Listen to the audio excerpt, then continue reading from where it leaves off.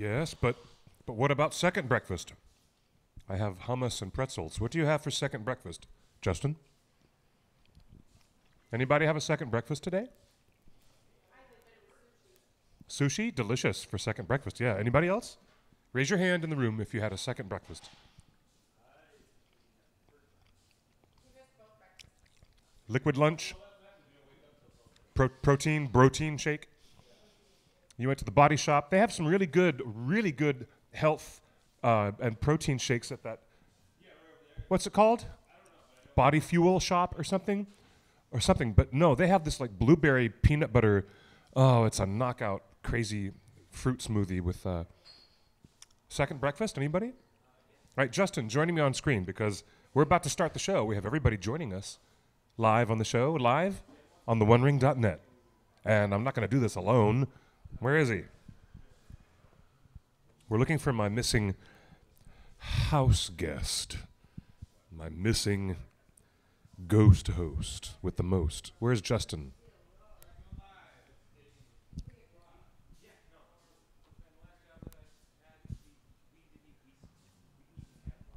Like I said, when you're doing a show for the OneRing.net, you have to have second breakfast. Again, we're going to do this one more time. You had a second breakfast, did you not, sweetheart? Yes. Had sushi for second breakfast. I have pretzels and hummus. That is a very good second breakfast. And what do you have? Ladies and gentlemen, we're going to start our show by asking everyone here in the live chat, what did you have for second breakfast?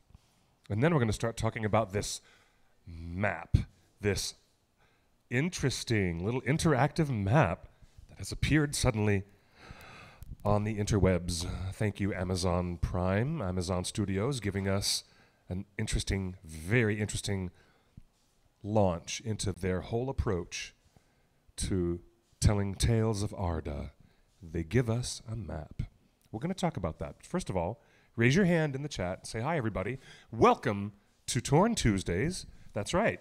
My name's Clifford Broadway, staff, writer, host, and bon vivant, filmmaker, mischief maker, pretzel and hummus eater. This is my second breakfast. Welcome to the show. And Justin is off screen. He is doing all kinds of Willy Wonka factory magic tricks and magic technology, transmitting little particles of people through the air over our heads. See? See the little particles of people flying over our heads? That's what Justin is doing right now. Behind the scenes, he's going to join me. Second breakfast.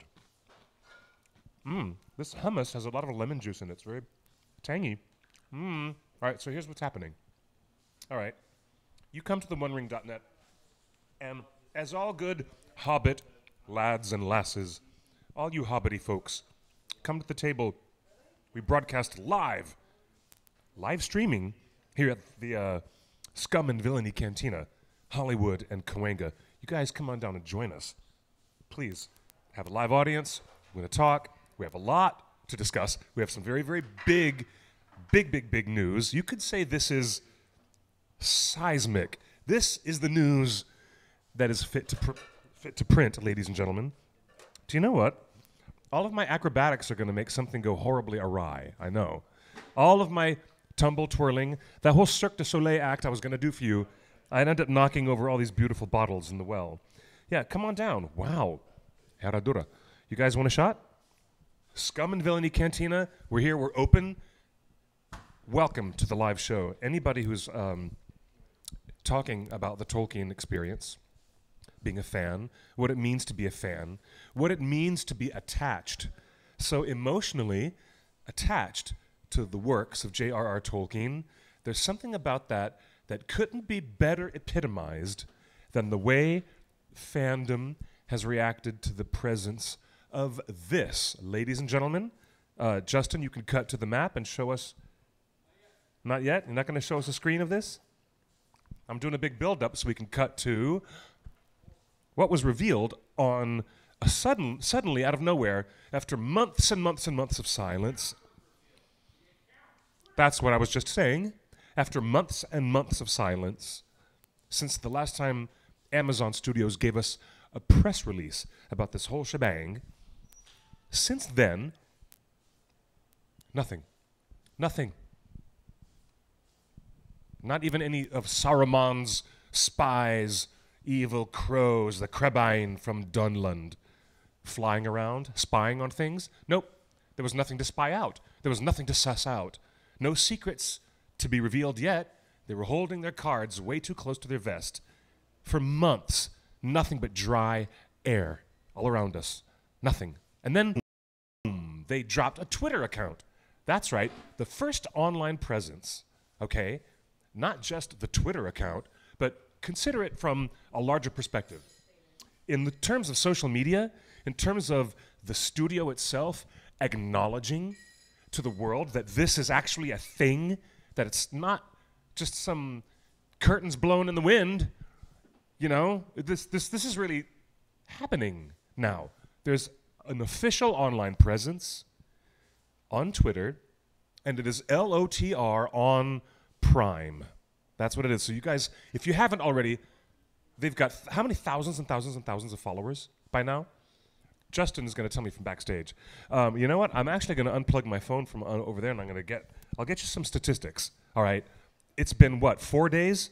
3 or 4 days, perhaps. Justin, correct me if I'm wrong. Less than a week, maybe 4 days, since this launch of the Twitter account, and they have everyone, all eyes, all hands on deck, Granger. You know, that's when he like almost spills, you know, all over Hermione in the bar. Remember that? Are you guys all right? Anyways, I'm talking to you. Yes, you're like what? Halfway through it and then missed the beginning. Yes, it's that famous moment where he says, "All hands on deck, Granger," and he's spilling his beer everywhere. You know, where are they in the Three Broomsticks in Hogsmeade? Yes, and it's Professor Slughorn who says it. Which movie is that from? Half-Blood Prince. Could be because that was my least favorite one. So I can't Yeah, everyone says that's their least favorite one. Mine too. Do you know why? Because that bloody spider got more of a funeral than Thorin Oakenshield. Bitch ass. That made me mad. Anyways. Reaction to the Tolkien trailer. The reaction to the Tolkien trailer, we'll get to the Tolkien trailer in a minute. We're talking about this map. I'll tell you what. The reaction to the Fox Searchlight movie, the upcoming Lily Collins co-starring with Nicholas Hoult biography feature film of the life of J.R.R. Tolkien. The response to that teaser trailer was huge, over the moon, like that song that Frodo sings when he's dancing on the tabletop in The Prancing Pony, you know? Hey, diddle diddle, the cat and the fiddle, and the cow jumped over the moon. So the fans were over the moon. That teaser trailer was just a teaser. We talked about it for 90 minutes plus last week. Believe me, the response was great. But now, but we've barely had 5 minutes to even think about it now, and we're on to the next thing, because that's the kind of year it's going to be in 2019 for all of us Tolkien fans, for all you ringers out there. And believe me, I'm the guy who knows ringers, having done that film, a whole documentary film about the phenomenon and the culture, the embrace of fandom around Professor Tolkien, especially in the way Western popular culture has responded to Tolkien's works. Believe me, if I'm telling you, the barometer on that is through the roof. But we barely have 3 or 5 minutes to even think about it before we're off to this launch of LOTR on capital letter P Prime, referring to Amazon Prime, what is Amazon Prime? Well, it is the streaming entertainment service that is also connected to the Amazon retail online catalog business and delivery service. And it is Amazon Prime that you're going to have to subscribe to and be a full subscriber to if you want to see the shows on Amazon Prime that include not just a second breakfast of pretzels and hummus, but the upcoming mega expensive $1 billion most expensive TV show ever produced, ever made, based on all of Tolkien's Lord of the Rings appendices, Tales of Arda, we don't know what it's going to be called, Tales of Middle-earth, an anthology series. We don't even know if it's going to be that, but it's not going to be a retelling of the Lord of the Rings, because we've already done that. Right? What do you think, Justin? Are you as excited by the mystery, the energy and the mystery surrounding the launch of this here map? Because I am. I'm going to quote Bilbo Baggins from the Rankin and Bass animated adaptation of The Hobbit, where he says, in the middle of the riddle game with Gollum, he says, "I'm a quiver with anticipation." And when I see this online map, it appeared just a couple of days ago as a blank, fully featured, all the geography, the mountains and rivers and forests and lakes, they're all drawn there, the coastlines familiar to all of us, and yet it was blank. It had no nomenclature, it had no place names. It was a very interesting psychological ploy that I think that Amazon Studios was playing. And that is something that I wrote about when I did a thread, like an 18-piece Twitter thread there on theonering.net. If you guys haven't read it yet, then go ahead. You know, it's there. You can find it on our theonering.net. I haven't read it. I apologize. I haven't read it. You said very well done in response after you read it. I was saying... Or did you just say very well done after you didn't even read it at all? No, I then said... you complimented me on not even reading it then. My life is suddenly a Roald Dahl story. Suddenly I'm in the Wonka chocolate factories. No, I with said... the playful absurdity of who's on first. I said What's well on done second? because you finally posted it after talking about it for 3 days. I just wanted to say well done. That's because on accomplishing the task at hand. The conversation turned completely differently after 3 days. And that's why it was better to do that, because then suddenly it was not just a blank canvas. It was suddenly an introduction. Wait, let's back up. I think introduction a lot of people might be confused if they're just joining us. So, welcome to the show. I'm Justin. That's Hello, Cliff. Justin. Welcome aboard. This is Torn Tuesday, live from Scum and Villainy in Hollywood, where you can join us every week. For Second Breakfast. We've been doing the show for close to 7 years. We do it every week, every Tuesday at 5 p.m. Pacific. You can also watch it on the archive on YouTube and our Facebook page. But the last week was one of the most exciting weeks we've had in 10 years because we got 2 big drops. First, we got the Tolkien trailer. And that was a huge exclusive. Thank you to our friends at Fox Searchlight for letting us see it first. Oh, indeed. And Cliff, thank you for going frame by frame on the trailer and giving context. And basically what I learned, having not seen the movie, is this might be a movie as true to Tolkien while still being entertaining as anyone could make. It is...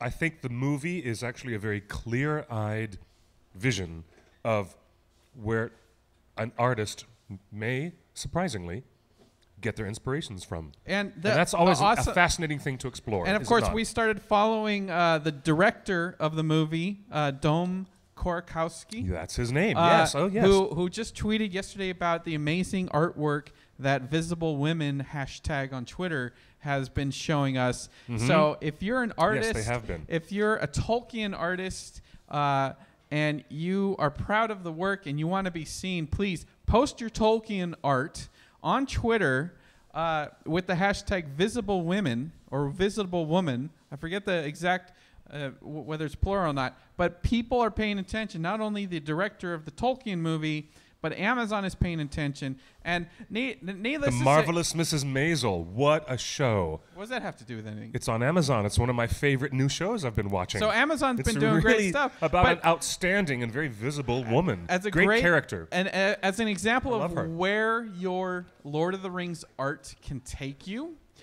our friend Noelle, when she was an art student in arts college, she posted her Lord of the Rings fan art on Tumblr, and it was called Broship of the Ring, and it went viral on Tumblr or whatever, and now she's show running the She-Ra reboot, and her career kind of has taken off completely here in LA, but that just goes to show you that, you know, your art can take you anywhere. Thank and you, we know for a fact that Lord of the Rings, Amazon is hiring right now. They're searching the world everywhere for artists, writers, Tolkien scholars, actors, musicians, stunt people, craft services, everything. Everything's in play. And we don't know if it's going to be Weta Workshop that's going to be involved, which then they'll be hiring a bunch of artisans. So now is the time to hone your skills, get it out there. Do not hide your artwork. But back to the task at hand. We are here to talk about the first piece of artwork that was released. He's quite right to encourage all the younglings out there and all the craftspeople. It's going to be quite the cottage industry working for the next several years on this big Lord of the Rings TV show enterprise. And by all means, don't let anybody take the shine off of that penny. Let your talent shine. By all means, grab the brass ring. That's life. I mean, I agree with you on that. A comment in the chat room basically sums up what we're all feeling. She says, or Nicholas says, I don't even need to say how excited I am about both of these two new Tolkien-related things. We're talking about the Tolkien biopic starring Nicholas Hoult and Lily Collins from Fox Searchlight, who just won the Oscar for Theory of Everything and The Shape of Water. And now we're talking about Lord of the Rings on Prime, which the social accounts were just launched last week on Thursday. There's an Instagram, there's a Twitter, Indeed. and there's a Facebook. If you go to any of those things, hit the follow button, LOTR on Prime, all one word. LOTR on Prime, that's the official account. It's got a blue check mark, and that is where the funnel of information has been coming since Friday. They created the account, and they launched a website that says Amazon.com/LOTR on Prime. So not only can you go Facebook, Instagram, and Twitter, you can go to Amazon.com/LOTR on Prime, and that's what we're going to talk about today. So open up a new browser window, have a new tab open, maybe split screen, and let's dive into this map. Now, I don't know the history of Middle-earth like you do. You are a Tolkien scholar that has published multiple books, has written a documentary, produced a documentary. You were even in the Lord of the Rings movies, and if I recall correctly, you had some input on the maps that they used for the DVD menus of the official extended editions. Remember the extended editions where there was a map of Middle-earth, and that's what how you. And all I cared about then is all the same thing I care about now is my second breakfast. So Cliff has a very specific knowledge about maps. I'm keeping the joke going. I'm sorry. And you're very sweet to say these things, Justin. But you officially worked on the original Lord of the Rings Extended Edition DVDs. I know. For the maps, specifically about the maps. Yep. So it is. I'm so excited to duck out of this conversation and just let you go for the next hour and a half. He's embarrassing me. And go all in on this, because I know there are things that you've just discovered today that you didn't post on Twitter. But I just want to. We're going to post it on Twitter right now during the show. Actually, we're going to go before live. I let you go, let me go. Let me tell you, brother. I appreciate this energy and this uplift from the astounding double bombs that we had. The beautiful teaser trailer of that Tolkien film, the beautiful interactive map, which is, like I said just a few minutes ago, and certainly without causing any confusion among the audience, that it is just like a window. It's like somebody put a big window as an enticement to us. Come through the window and come in here to Middle-earth. Come join us. Because when they launched the map that's exactly on why it is Thursday, so it was blank. Clever. That's why it's doubly clever. Even more because it is a psychological game that is being played, because the map had no names, no place names, no nomenclature, as I said before. And now, a couple of days later, boom, they drop another piece of a sentence from the familiar ring verse, the poem that illustrates the history. The ring verse is not itself. like the multiverse. When you first said ring verse, I said, wait, is this like the universe, like MCU universe, or no? Is ring verse the name for the cinematic universe of Tolkien? It begins with the familiar verse. It's ring verse poem. It's a poem. It's literally just a poem. We're not poem. talking about a cinematic universe. 3 rings for the elven kings under the sky. Remember? You know how it goes? 5 for the dwarf lords. 7. 7, excuse me, pardon me, 7 for the dwarf lords in their halls of stone. We knew that. 9 rings for mortal men doomed to die. But all of them were deceived.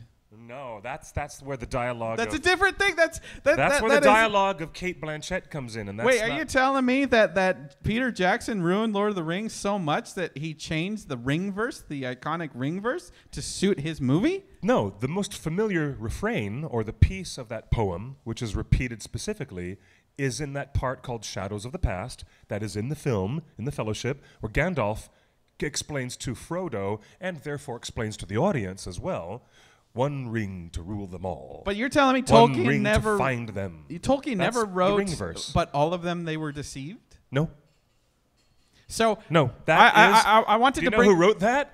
Probably, if I would guess, it would be Philippa Boyens. Boyens. Probably Wait, Philippa wrote that. It could have been Fran. Could have been Fran Welsh But who wrote that. I wanted to bring up that little controversial point because it's not controversial. But when we start talking about Lord of the Rings on Amazon, there's going to be a whole faction of the fan base. It'd be like, if Tolkien didn't write it, it's not canon, it doesn't exist, and therefore it will not be good.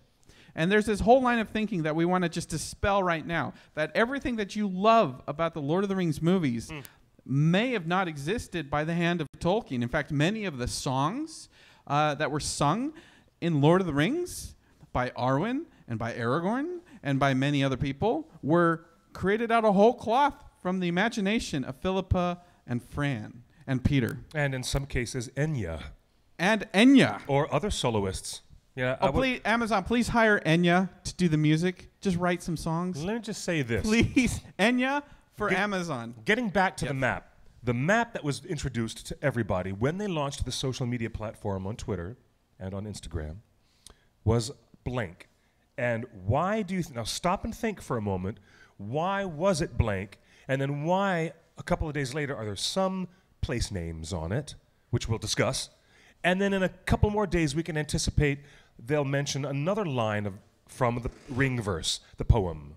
And then they'll drop a few more different names to label on that map. Don't you think that's what's going to happen? I think that's what's going to happen. The rumor is... So what does this suggest to you? If you know where to look on Twitter, you can follow the head of marketing for Amazon Prime. You can follow a lot of the executives for the Amazon Prime. You can follow the ad agencies that are working on Lord of the Rings for Amazon Prime. And the rumor is that this map is part of a 10-day marketing reveal. So we've already seen the first 2 hits of that. We saw the day 1 launch with the blank map, and then we saw the day 2. They added some names to everything, and that was on Friday, and it was a holiday weekend, so people are back at work now today. So I fully expect over the next 7 days that we will see some more releases and some more updates to this map and or more information. Maybe even tonight. Maybe they might even launch something tonight. So but that is just a rumor. It's conjecture. But that's why we're fans. We love spinning on conjecture. But before I let you get in deep on this map, I just want to say shout out to Mark Ordesky, the executive producer of Lord of the Rings and a good friend of ours who's been very supportive to the One Ring and the fan community. He is on Twitter watching everything that's going on and interacting with other fans with the Lord of the Rings, because we're like that. We're those kinds of fans who are really getting granular with this stuff. This really good and stuff. while Cliff, we all appreciate his acknowledgement because he's a Ringer fan too. Yes, he's a Tolkien fan too. He always was. He's always admitted that to us when we've interviewed him before. Well, that was the best thing about. That's why we love Mark. That was the best thing about New Line hiring practices on Lord of the Rings. They hired fans. They hired a fan executive. They hired a fan director. They hired fans all over. But Cliff, I just want to say that your thread, while amazing, and it's getting a lot of attention, and we've been around. And you can say that because you didn't read it. I'm just looking at the reactions. I'm just looking at the reactions. But The One Ring has been around for 20 years. This year's our 20th anniversary. There is a little bit of weight and not clout, but just authoritative voice that we have always acknowledged. You know, we're of the fans, by the fans, for the fans. We're an all volunteer site. So all of this stuff is just fan conjecture, but you know, our 20 years of history and your resume, which we just listed off of the books and the movies and working on the official maps on the DVD, kind of set the stage for an authoritative discussion. But that's not to say don't have fun with it, because there are amazing Twitter accounts. I want to shout out to Tolkien Thought on Twitter, who created her account based on the idea of like, what are Tolkien's thoughts, or what are my thoughts on Tolkien today? But she named it Tolkien THOT, which THOT thought has turned into a different internet slang, a more, you know, cultural thing. But I don't think that's what funny. I don't think that's what she meant when she created Tolkien Thought. But she did an amazing thread that got recognized by Mark Ordesky, the executive producer of Lord of the Rings, and now she's fangirling on Twitter, like, oh my gosh, I'm just having a conversation with like someone that has an Oscar for Lord of the Rings. So super fangirling, which is a really cute thing. Back to your art and your wisdom and your fandom. You're out very there. kind. Well, we're all in this together. Yeah, and that's one of the things. Put it out there. If makes you've got us feel like a community, we really do feel your that way. theories matter. If Yes, Amazon releases something and you're first to comment on it, go in depth. Go into the history of what you know and what you expect, because the people. Well, our boy Sean Gunner, who is the head of the Tolkien Society, in England, I know he's probably asleep by now, but I had asked him if he'd wanted to come live on the Skype. If you're awake, Sean, just by off chance. We don't have Skype set up, but we'll schedule something with you next week. I'll just hold my phone up and talk to him this but way. We were talking on Twitter, and he and a bunch of very shrewd, sharp people, including Jeremy, who is here in Southern California, with Tolkien professor. Yeah. They figured it out. He's Tolkien Guide online. Yeah. And that would be Tolkien Guide Jeremy He figured Edmonds. out something that you're about to go to when we go in we're detail. about to talk so about this, Cliff, I'm gonna this. put the map up on screen everybody everybody can see the whole map on screen. If you want to follow along onto the details, go to Amazon.com/LOTR on Prime right now with your browser, because we're just going to show the big map. Cliff is going to deep dive into the details, and we want you to follow along. Are you going to show the second version of the map that has the new place names? Yeah, we're going to show this one. So, Cliff, there's going to be a map where I'm standing right now, so make sure you stay on that half of the screen. Okay, I'll stay on this half. The magic of Hollywood. We've got the chat. Cliff's got the chat room right here. So if you're on Facebook, on Periscope, on Twitter, on YouTube, please ask your questions now in the chat room. Yes, do that. You can also text him at the number that's scrolling above. But the chat room, Cliff is watching right now, and so he'll be able to respond to questions, queries, confirmations, and anything like this. So, Cliff, grab the mic and let's dive deep into this map. I don't think I can see the chat right now because I think I think I need to restart this. I broke it? Well, I think it's turned off actually. I touched it. I turned it off. Oh man. Well, I'm gonna stay on this side of. I know. I'm a fool of a took. Should I turn it back on? I'll tell you guys what's going on about this map then. All right. Thank you very much. Anyways, I wanted to see you guys on the live chat, so I'm going to turn on YouTube on my device. The thing is, kids, that it is impressive. This is really an impressive bit of enticement, as I said, to have a blank map thrown at us. At first, that is what is the biggest appeal about it, is that it has nothing on it, and it is like an open, clear glass window. And through that window, through that transparent window of an empty map, we project ourselves onto the map. We have a way of, there's something about cognitive psychology, I don't know what it is, but it lands in that department of projection. We see something like a blank canvas, you know, like there's that moment in the first season of Daredevil where, you know, Kingpin is regarding this white canvas, which has nothing on it. And he looks at it and talks with her and says that it helps him regard his own loneliness.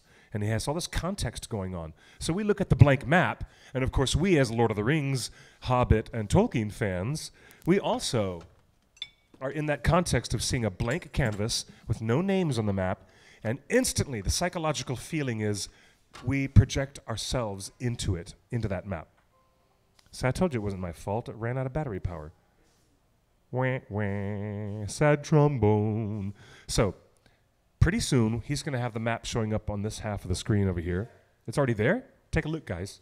This map went from blank to having names of particular regions within like a 1 or 2 day cycle. Suddenly, there was another tweet. Suddenly, there was a different screen that you can interact with, and I have it here on my tablet.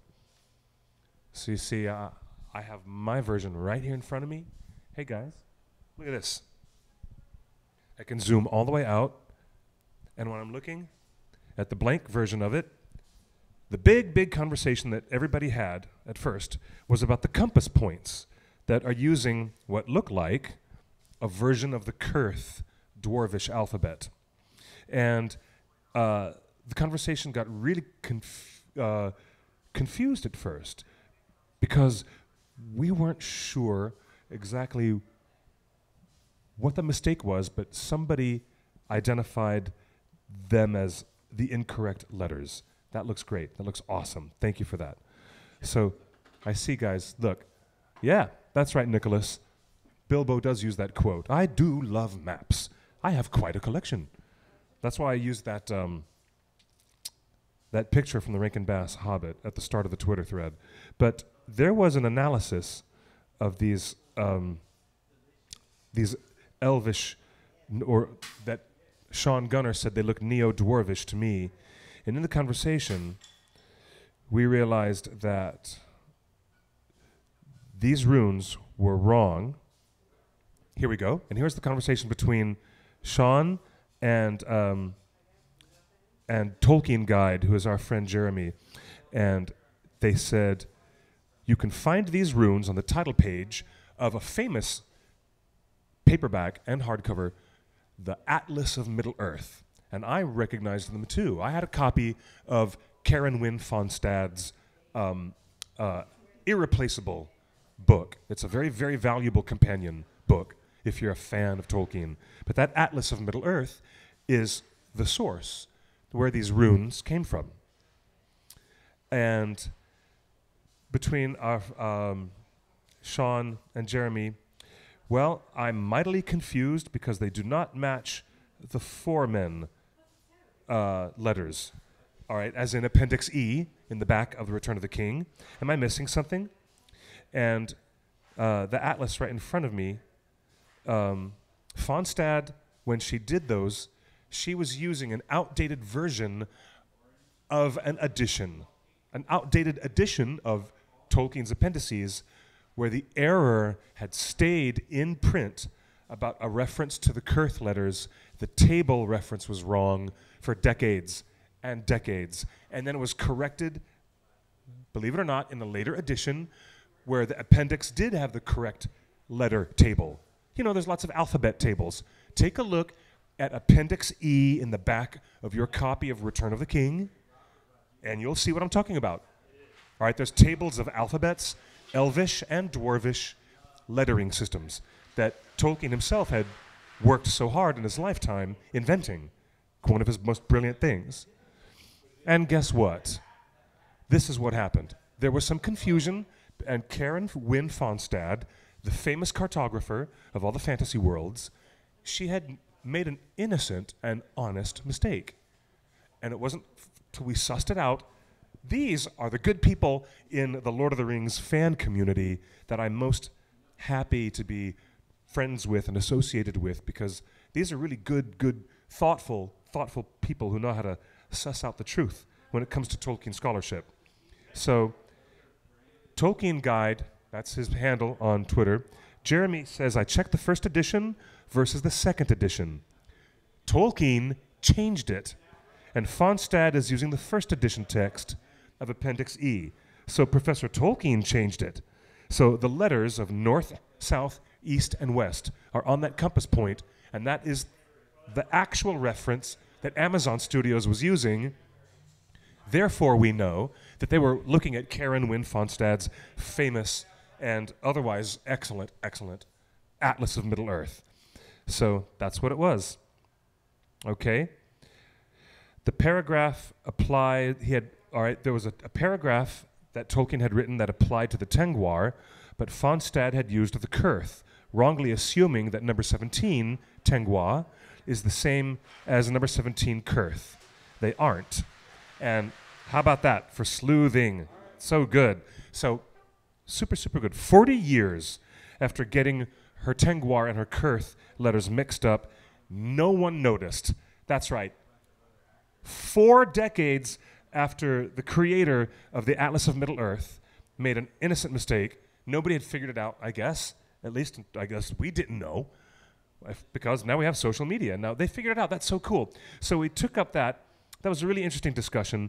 So if you go to Tolkien Guide on Twitter, he has a write-up, a really interesting write-up on that conversation. And I talked about that with the fans. It was super cool. And now, suddenly, a couple of days later, it changed to the map that we are looking at now. And instead of people talking about the compass points, they were talking about the new regions, the names of these regions that suddenly appeared when it had been a blank map. And then all of a sudden, really? There's names? Yeah, hey Ryan, I'm in my Elmer Fudd outfit. So be very, very quiet. I'm hunting rabbits. This is my Elmer Fudd outfit, so forgive me. This is where it becomes fascinating to me, and I'm going to be the first person to call it that there's a reason. I think there's a method to this madness. Since when did Saruman the Wise abandon reason for madness? This is what we're going to do. I'm going to look at the new version so that I'm looking at the same thing you guys are looking at. And look at the names that suddenly appeared. Now think about this for a second, guys. This is something I want to count out loud with me. I want you guys to look at the map in the upper left-hand corner where it says Linden, all right? And we're going to count going clockwise, all right? We're going to count clockwise going all the way around, all right? Linden, 1. Eriador, 2. And then up to Fordwaith, 3. Rovanian, 4. And then to the right, Hrun, like cool whip. It's Hrun, okay? That's 5. And then go to the right, Mordor is 6. Then Khand, 7. And then Harad is 8. And then you notice there's no Gondor at all. If you continue to curl up clockwise up towards what looks like it should be Rohan, instead, it's Kalanarthron. How about that? Kalanarthron. As number 9. Count them, 9. I have a sneaking suspicion that the number 9, if it is of any significance, might mean that these are the 9 regions of men, where 9 different kings of men were given 9 rings by Sauron and corrupted to become Nazgul. Maybe. But the bigger conversation that we don't know, and I find that fascinating that there's only 9 regions, okay? People are interested in why Rohan is not there, and instead it's the pre-existing name of a region of northern Gondor, which was, and believe me, the reach of Gondor back in the Second Age going into the Third Age, went further and further north into what is now Rovanion. And that changed, and Gondor became smaller and lost a lot of its lands due to the Great Plague, the terrible plague. But if people are trying to figure out why is Rohan not mentioned there, and why is this place, Calanarthon, that's there, well, what do you think? That means it might be set at a time before there was an epic battle called the Battle of Celebrant. And that is when the north and the south armies of Gondor were in a lot of trouble, and the steward of Gondor had the armies go up to the field of Celebrant, and they were attacked by large groups of the Easterlings, known as the Balchoth. And they were barbaric tribesmen of Easterlings who were joined by orcs of the Misty Mountains to cause so much trouble in what was already heavily depopulated areas that had been stricken so badly by the Great Plague a century earlier. Then all of a sudden, this depopulated area were even further abandoned because of the incursions of the Easterlings, both in the form of the Wain Riders from earlier, and then at a certain point in time in the Third Age, before Rohan was established, this battle happened at the field of Celebrant, which is near the intersection of the Anduin River and the Vales west of the river Fangorn. So at this moment, the Northmen, who would become the Rohirrim, they were called the Eotheod. There was wild nations of horse lords who lived up in the vales of the Anduin in the area that would become more familiar with Hobbit readers as where the Beornings came from. That's right, the skin changers, the men and women who could change into a bear. All the people of Beorn, they came from that area in the Anduin Vales in between Greenwood the Great and the Misty Mountains. And further up north all the way up into the vales of the connecting mountains, the Grey Mountains to the north. In that area were the Eotheod, the people who bred the greatest horses on earth and loved their farmland and their homesteads and their horses. But they were called to Gondor's aid. They were called to help at that battle of Celebrant against the Balchoth, okay? Those Easterlings who were known at the time as the Balchoth, and that included orcs. When this battle happened, the Eotheod were led in a triumphant battle that routed the enemy and scattered the enemy far and wide and saved all of the northern reaches of Gondor in that area that is designated on the map. All of this happened at a time before Rohan.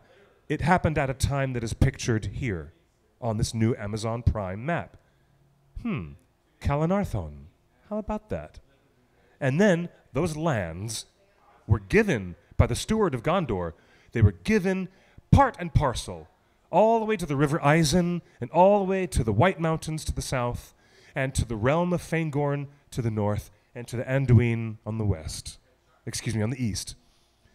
Within those boundaries, Calanarthon was given to Eorl the Young, and he swore the oath of allegiance to Gondor at that time, and that they would be given the chance to govern their own lands and raise their horses there and establish their new kingdom of Rohan under the auspices of Gondor's neighborship, as long as they would swear in this oath, the oath of Eorl the Young, to always fight and protect the interests of Gondor and defend Gondor.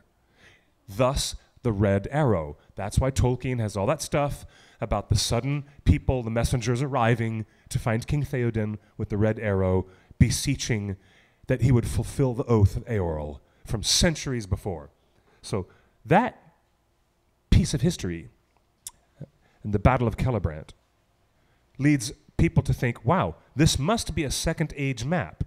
Maybe, because it happens to be a time before Rohan existed. But I personally think it's a Third Age map, maybe, because at that time in the Third Age, there was, a lot more deforestation. Even Sean Gunner was talking about that too. The reduction of the great woodlands of the north and the woodlands of Eriador.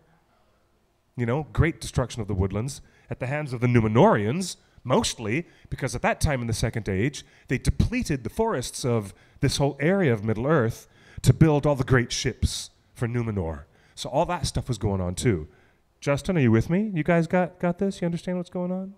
This is like the major nerd, the granular history of Tolkien guarantees that the condition of the map that you're looking at is a dead giveaway to what time frame you're supposed to be looking at. So people are looking for visual clues all over this map to try to determine, is it Second Age, is it Third Age? And I think by terms of deforestation, it's Third Age, and also Calanarthon was still that area, part of northern Gondor, and it was still, the year 3-5? I'll have to look it up. It's on my Twitter. It's on my tweet thread. You guys follow me on Twitter at QuickBeam2000, and I'm pretty sure that the whole thing is like 3150 Third Age calendar. Pretty close to that. The Third Age was really a long time, and when the whole thing happened with the Oath of Eorl and the battle, here it is. Am I right? Yeah, no, 2510. Okay. 2,510 years into the Third Age. So this might still be properly a period of time before Rohan became Rohan. It has to be Third Age because those are the rights. But also, no. If they have the rights to what's in the appendix, Justin, there's tons, and I mean centuries and centuries and centuries of history and stories that are Second Age, and they're in the appendix. So we're at a crossroads of how far can we assume before we tumble down the rabbit hole.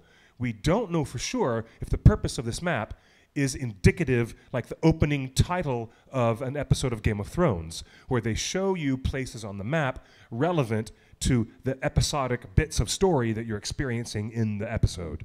And, Game of Thrones will always change out the map if the story is going to be centered in other geographic areas of Westeros or Esteros. But we don't know if that's the purpose of this map. It is, therefore, something we posited in our conversation, that it might just be a prologue of the fiction of the Second and Third Ages, so people can get up to speed on this interactive map before the show even begins with That's season my one. theory. My theory is that the rights to Lord of the Rings How about and that? everything in the appendices is still true. I think the time frame of the late Second Age and the Third Age is still true, and I think the license for the TV show has to do with produced video content. But to get people there, it seems like they're allowed to tell a little bit of the story in marketing that Indeed. they're not allowed to put on the video screen. And I think what we're seeing here with these maps and these place names and these slow reveals is they're giving you the history that they cannot legally put on video. That might be the case. Do you know what? All things being equal, that might be the case. But also of great interest, and for some people concern, was the extension of this wide view of the map that goes to the lands east of Hrun, And as way far as further east in new areas, new mountain range, and but we've a seen forest. that far east in the Hobbit maps. I But think you've actually seen it in the Atlas of Middle-earth by Karen Wynne Fonstad, because she drew it from Christopher Tolkien's and Tolkien's notes and original maps, because back in the Silmarillion, like I said, on page 49, in the very opening couple of chapters, where the elves, the firstborn children of Ilúvatar, the elves awaken on the far east, on the far eastern shores of the inland sea of Helkar, in a place called Cuivienen.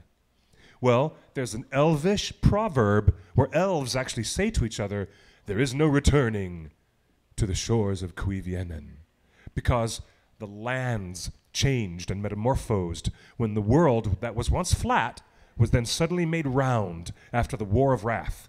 That was when Big Bad Morgoth was beaten down in the final War of Wrath against Valinor, the powers of the Valar. Do you know what happened? All those inland seas changed, Beleriand was sunk under the waves, forming what is now the coast of Lindon that we see on this map. But more interestingly, those red mountains, the Orocarni, if the name, the actual name, the word Orocarni, which is the word Elvish for red mountains, if that shows up on this interactive map, then it means that they've got more licensing than we thought they had licensing for.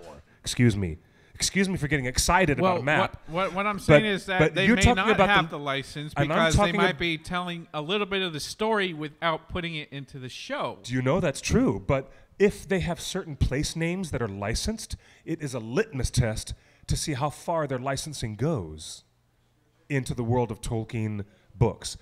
Perhaps we have a limited understanding of what exactly they licensed. If Amazon Studios is just using the appendices at the back of The Return of the King, I don't think they will find the word Orocarni anywhere in there. However, if they did license something from the History of Middle-earth series, or if they licensed something from the Silmarillion itself, then wow, maybe they will actually put that place name on those mountains, and that will be a giveaway, a litmus test, rather. But here's the thing. Amazon has specifically said the Tolkien estate in the initial release on the reporting of this deal between the Tolkien estate and Amazon, the Tolkien estate said they have only licensed the Lord of the Rings and the stories around, and it is their intention to fill out the world of Middle-earth around the tales of Hobbit and Lord of the Rings. But the Tolkien estate also said that these do not include the rights to the Silmarillion. But the Tolkien estate will review every tangent that they want to connect to the Silmarillion on a case-by-case basis. So a lot of people are speculating that on Twitter that the Silmarillion rights are in play. And as far as we know from the original press release and everything we've heard, the Silmarillion is not being filmed. What is happening is that they want to tell a story around the Hobbit and Lord of the Rings era, but they want to make some connective tissue.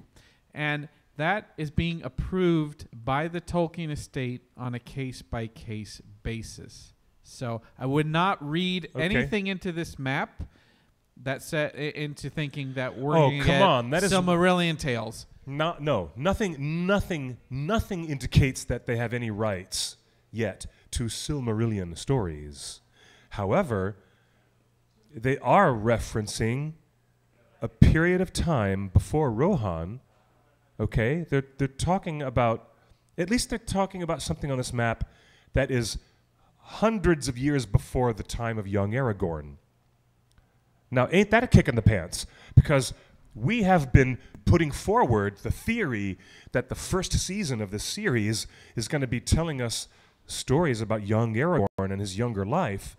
But to get to Aragorn, we have to go to Gilraen and Arathorn II and Arathorn I. Well, wait and let's see what type of other place names are going to show up on this map in the coming days, and then we will know perhaps if this is supposed to be an indicator of the narrative of the show, or if they're just trying to get prologue information out of the way as what you'd call supplementary material that is not connected to the timeline of the show at all. And you know what? All things being equal, that could be just the case.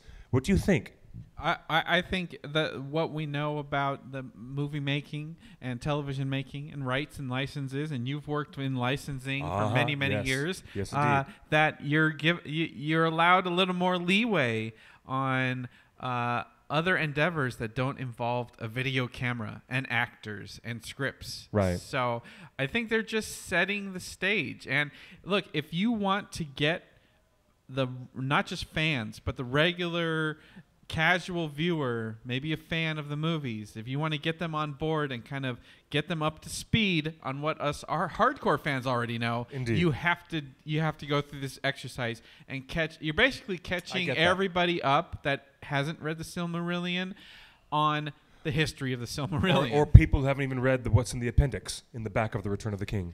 Because that's where these stories are. They're in a 130-page section in the back of your Lord of the Rings books. And go take a look at your appendices and tell me. Raise your hand in the chat room, guys, because I can see you guys. And Jimmy, I have a response for you. Read the appendices if you haven't read them, and then come back on our show and tell me that the producers don't have almost like a cosmos of time. They have so much stuff they can cover with possible stories. But the contradiction of our talking about young Aragorn as allegedly that's going to be the first season, and Amazon Studios has never counteracted or countered that discussion. Here's the thing with now the map. we have a place. Do you remember? I'm telling, wait a minute. We have a place on the map that is hundreds of years before Aragorn was born. But do you remember what Carl Sagan famously said? Yeah, well, many things. Carl Sagan said, "If you want to bake an apple pie, first you must invent the universe." Thank you. That's right. That's true. So if you want to tell the tale of young Aragorn with a bunch of characters that Arathorn, the Gilraen, I've never heard of that. As a movie fan, I'm like, what? If you want to get people prepped into introducing these new characters for a beloved franchise such as this, you got to catch them up on the universe. You have to invent the universe in the mind of the public, and that's what this map is doing. Indeed, very successfully. I will observe, and everybody, including, hey, how you doing there? Susie, Margaret, it's great to have you guys. Welcome, Cameron, and everybody on the show. Keegan, welcome, guys. Listen, this map is extended to regions much further to the east of Rhûn, because this map is a copy of what we have seen already from Weta, the Weta-designed Middle-earth map that was released with The Hobbit. Remember that map? Okay? That map that includes these red mountains in the far east and the extra forest and rivers, that area to the east of Rhûn, that actually comes from a Weta-designed map that's already part of the 6-film set that Peter Jackson did.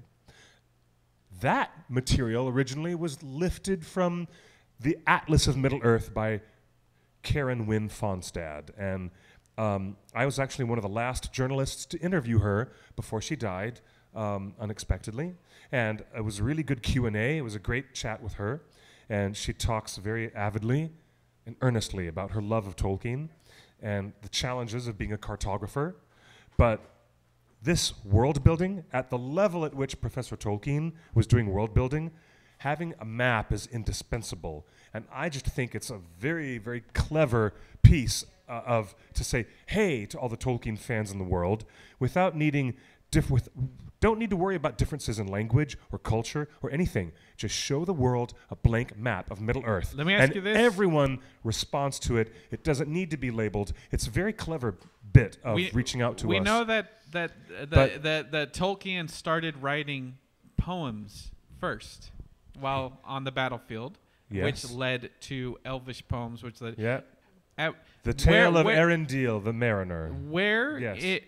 Is there any record of Tolkien creating maps before writing the stories? Excuse me, I meant to say the Tale of Gil-galad. Gil-galad, the Mariner. The question is, did Tolkien draw some of these maps before he started writing the stories and the books that we love? So the maps came first in the creation process of the books. In Professor Tolkien's letters, it's also proof that Amazon has a research team working on the show, and they're actually reading Professor Tolkien's letters. And in one of those letters, the professor explains that in the beginning, I wisely started with a map.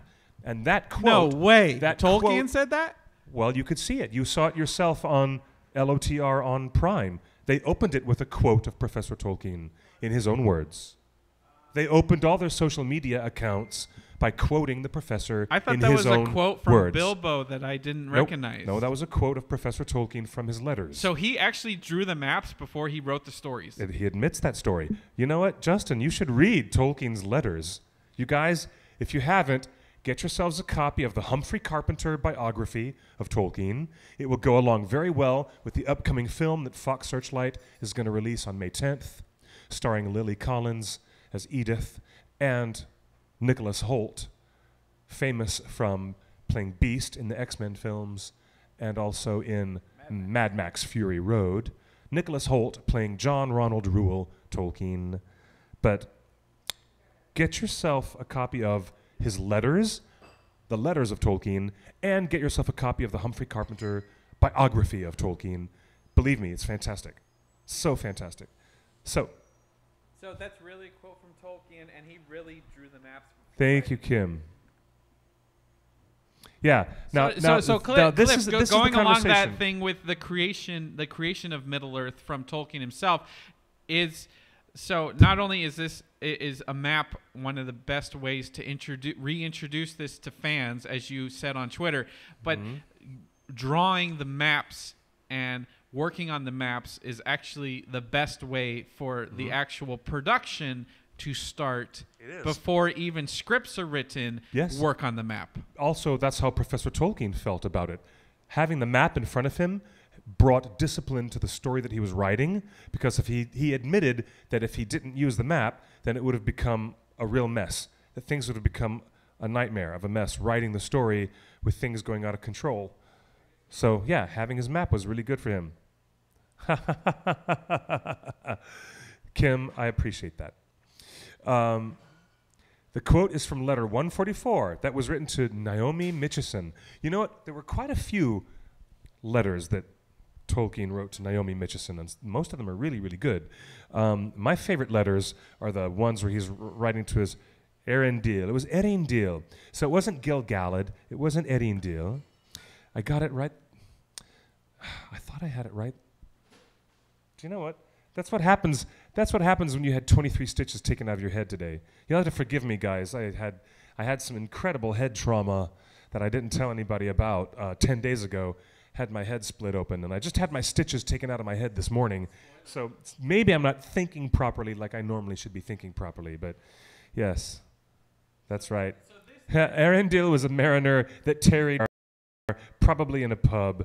Thank you, Jennifer. That's very funny. Does this give you confidence that they're approaching the writing and creation of the series? It gives everyone a lot of confidence that they have a research team who's minding their P's and Q's. Yes. So if they are properly, using the map of Middle-earth, the Atlas of Middle-earth from Karen Fonstad, and they're actively using the letters of Tolkien as reference, and if they're putting that kind of thoughtfulness into it, I think it is supposed to be a signal to all of us. I think everyone in the community is being shown that they are being mindful and minding their P's and Q's. So why?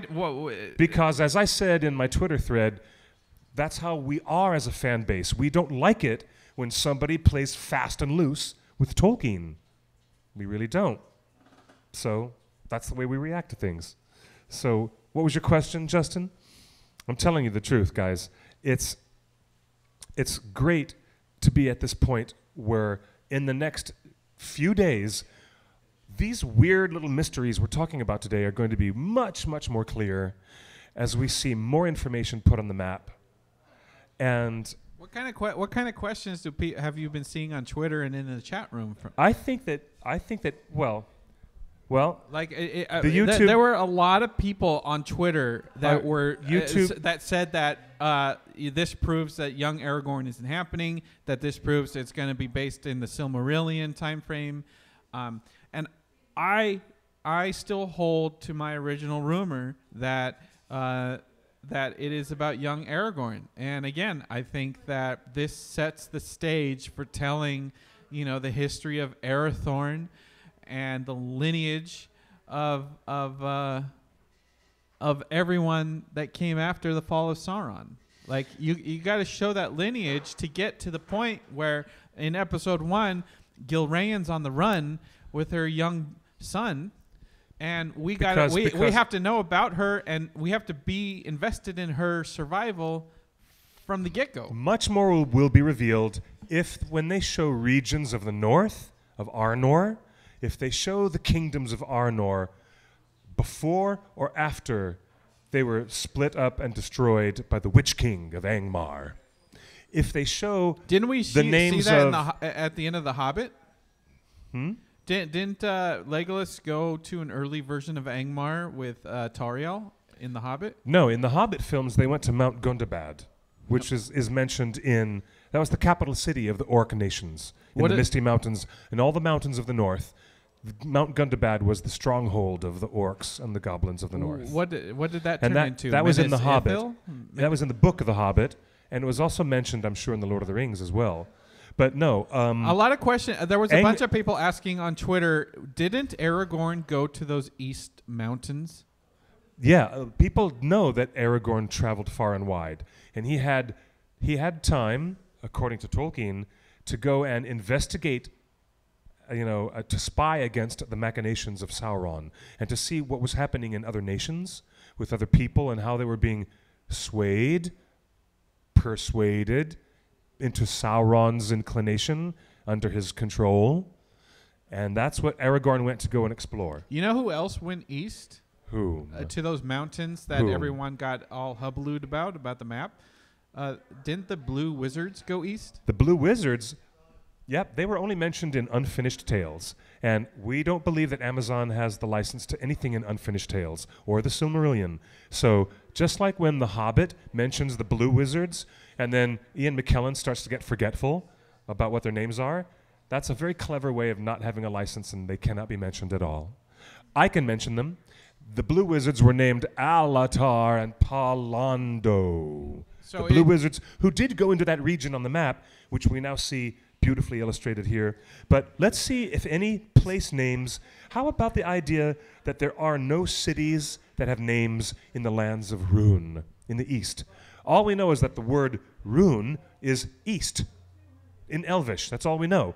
If this map starts to show place names that are there, in that area on the eastward side of this map, then we know for sure that they're trying to prep us for material that's going to be relevant to the narrative of the show itself. That will be a big reveal. Also, I want to see if, in the coming days, they drop any information about Arnor, the realms of Arnor, which was the northern kingdom, sister kingdom to Gondor, and it was split by strife and civil war into Hrudor and Cardolan, and, oh no, don't tell me I'm going to forget. Somebody in the live chat, tell me. The three kingdoms where the capital was Fornost, and they were stricken by the military incursions by the Witch King of Angmar. That would be Arnor, which was split into Rudhor, Cardolan, and the third one. Forgive me. I know this. It's on the top of my brain. But somebody's going to tell me anyways. So, yeah, look at this, guys. Amazon is giving us a mystery that is going to be answered in the coming days. And also pay attention if they use any additional lines from that poem, the Ring verse. 3 rings for the elven kings under the sky. If they start doing that and then dropping elf kingdoms, in this case, if it were the Third Age, the only three kingdoms of the elves remaining would be at the Grey Havens at Lindon, which was held by Círdan, the shipwright. He was building the ships for all the elves who were departing forever from Middle-earth.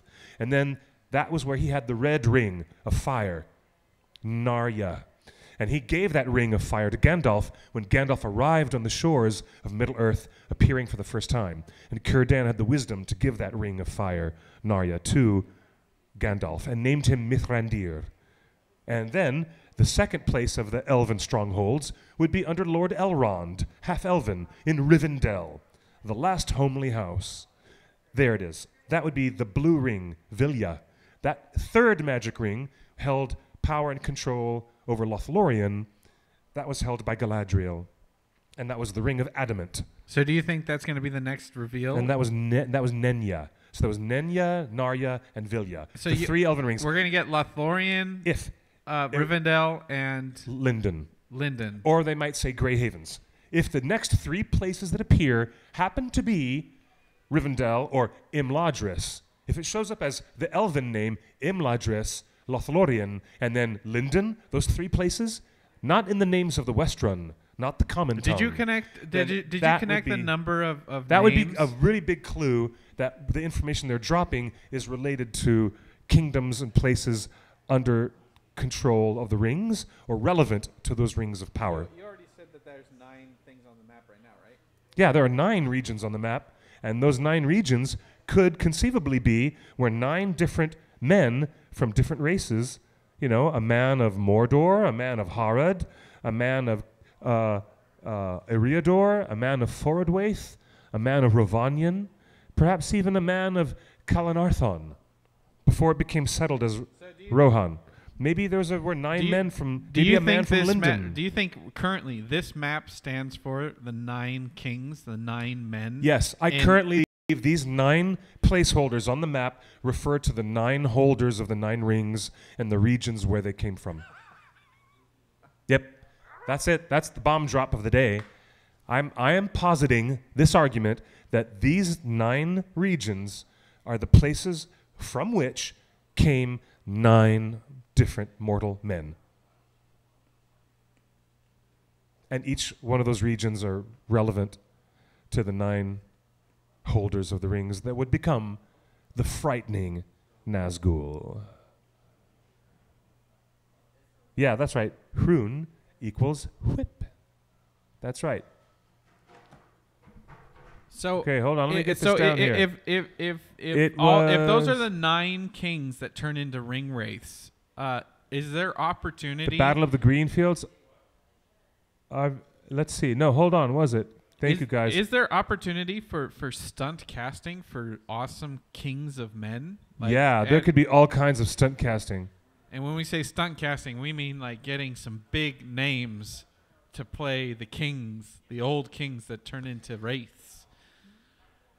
And and that's included in the license. That's everything we're talking about is in the Lord of the Rings and appendices, and it's mentioned in the Lord of the Rings. In fact, the opening scene of Lord of the Rings, you know, where Galadriel tells you the history of the ring, you know, where we see the 9 kings of men that took the rings, and 2 of those men were John Howe and Alan Lee. Remember that little cameo? Yes, that's right. I do. Do you think they would get John Howe and Alan Lee to be kings of men again? All right. Emmett Bain says, to be honest, I don't particularly care about the lineage, going back to Arathorn and the other lines of the great kings of Arnor, going back to the last king of the north. He says, I would find it getting straight into Aragorn's young life would be better. Nolan Brian Lynch says, I think the tale of Aragorn and Arwen is by far the most compelling thing in the appendices. Tolkien even felt that it was an essential part of LOTR, but he just couldn't fit it into the structure he had chosen. Yep, I agree with you that. Okay. Kim says, I'd love to see a young man Aragorn who goes undercover in Gondor during the reign of Ecthelion under the fake name Thorongil and wins great victories in the east. Yeah. Thanks, Kay. I would like to be that. Oh, and it was Arthedain. Thank you, Nolan, and all the other people who mentioned it. It was Arthedain and Cardolan and Rhudaur. That's right. Okay, Jeff Hobbolt says the map isn't finished yet. Bit by bit, when they post about the ring verse, more is shown. This isn't the final map. That is true. That's what we've been saying. Yeah, they're going to be revealing slowly more stuff. We'll see what gets revealed when they say 9 mortal men doomed to die. But you know what? It might not be a definite match to every statement because they've already put out 9 regions on this map right now, and they haven't yet used that line of dialogue, that line from the poem, excuse me. Yes, the people of Arnor, killed by the Witch King by a plague, if I remember correctly. Yeah, you guys are on point. All right. I'm enjoying this.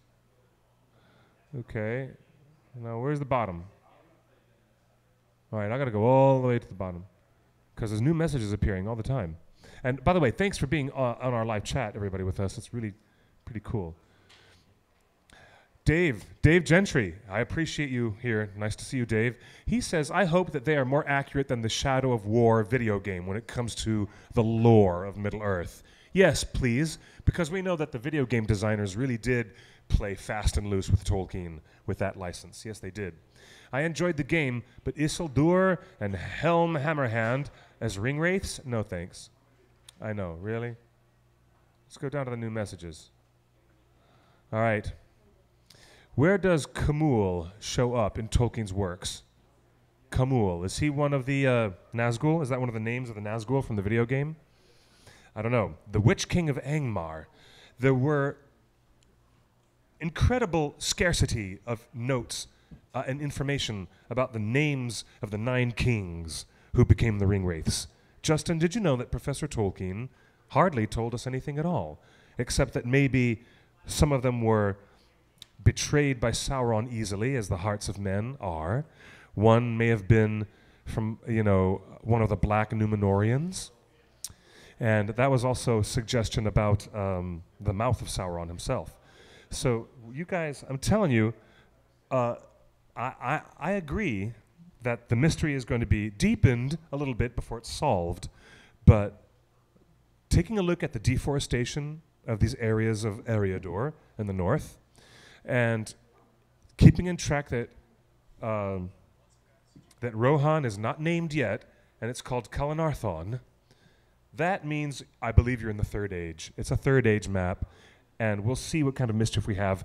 Also remember the story that I told you about the Battle of Celebrant, because I'm starting to think they might begin somewhere early in this series with the establishment of the Kingdom of Rohan, and maybe, this might be one of the earliest things we see.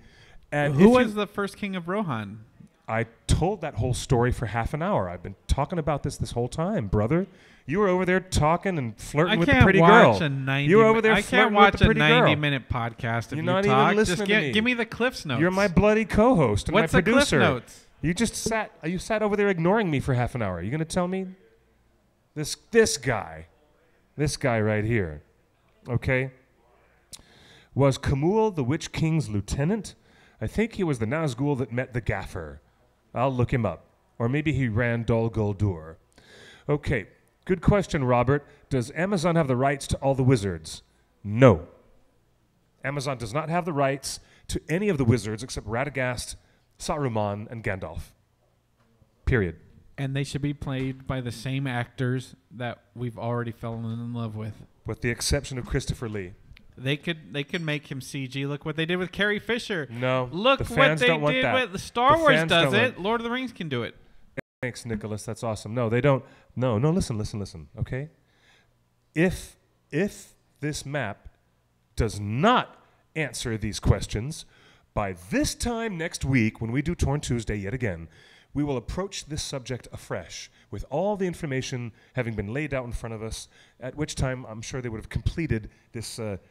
Drip coffee. This is like a drip coffee maker, slowly torturing us with the information bit by bit. But I'm pretty sure it's Third Age, and I'm also pretty sure that we're, like Sean Gunner said, he's the chairperson of the Tolkien Society over there in England, across the pond, and he said, if this happens 500 years before young Aragorn, then our theory about it starting off with young Aragorn is all wrong. Like I said, But I think they're just I don't know yet. prepping us. The maps and the marketing is prepping us. It's prepping us with prologue information. Because would you call that feeding? They haven't even been shooting yet, so we're at least a year and a half away from watching anything about Lord of the Rings. You know what makes me so happy about this is that it's all fan service. Not only is this marketing for the show, just to a broader general audience, but to us, to the niche, to the hardcore fans, this is very appealing. It's got curb appeal. I mean, you drive by that restaurant, you want to stop and pull over, and you want to eat and find out what's on the menu. Do you think this changes the young Aragorn? Is psychologically one of the best game-playing pieces that any studio could throw out. It's a what's your map. It's a map. What's your opinion on you know what I mean? Does this change the young Aragorn concept? No, it doesn't change the young Aragorn concept for It season one. strengthens it. It strengthens it. It doesn't strengthen it either. It causes us to wonder and scratch our heads. You know, the one that I just had 23 stitches taken out of. It makes us scratch our heads and wonder, is this just pre-release marketing that is not connected at all to the biggest and best kept secret in Hollywood? What are they doing with Tolkien stories? Where will they begin? What is the appropriate place to have as a doorway, an entry point for the audience that is in love with this universe to step back in? Well, right now, they're holding up a window. You see this, ladies and gentlemen? It's a window. So the first thing they wanted to do is show you what it looks like before you buy. Like any good consumer, you want to get a good look at it before you buy. Well, here's a window. A window. It's a blank, bloody map. It's a window into Middle-earth. It is a psychological piece of genius happening in front of us. It's probably the most subtle enticement you could get, because there's no nerd anywhere that doesn't geek out when they open up a book that has a proper map inside. That's the key to your geekdom, is it not? Gentlemen, ladies, yes? Right? Yes. Someone hands you a book, the first thing you say is, it better have a bloody map in it, right? Yeah. That's right. Testing your nerd culture, your nerd cred over there. Okay. All right. Yeah, it was a really good show, by the way. But kids, ladies and gentlemen, keep your eyes on that spot, and we'll provide further analysis. I'll do another thread on Twitter. We're going to talk more about the mischief that is being managed in front of us right now. The enticement of the map, the questions that need answering. That's what Gandalf is doing. So he's going to go disappear for 17 years and going to talk to Saruman and then get captured, held captive by his erstwhile friend, but not anymore because Saruman's a bloody traitor. Guess what? I have questions that need answering, and so do you. So keep your eyes on the prize, ladies and gentlemen, and we will be reporting back to you live again next Tuesday at 5 o'clock on Torn Tuesday, hosted by the wonderful folks. Thank you, Scum and Villainy Cantina. I want to say thank you and a round of applause to the hardworking staffers here at Scum and Villainy. I love you guys. You're so awesome. And thank you, JC and the crew, for keeping us going on the show. 7 years broadcasting to you live every Tuesday for all the Tolkien fans out there. Follow us on all social media, Instagram, Periscope, Twitter, Facebook, and the Twatter book, all the book faces and the Facebooks. Find us at The One Ring Net, and I, Clifford Broadway, am at QuickBeam 2000.